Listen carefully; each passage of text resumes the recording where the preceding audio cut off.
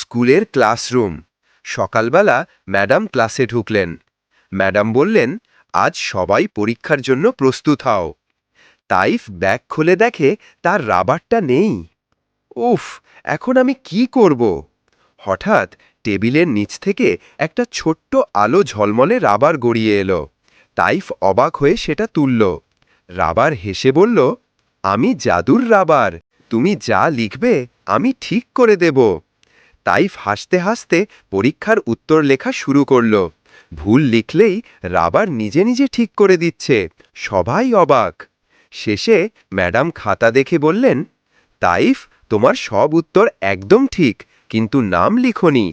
Rubber হেসে বলল, ওটা আমি লিখি নাই।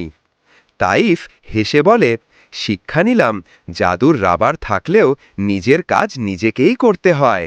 সেদিনের পর থেকে তাইফ আর কখনো নিজের রাবার নিতে ভুলে না। তাইফের পরের গল্প মিস করো না, সাবস্ক্রাইব করো এখনই।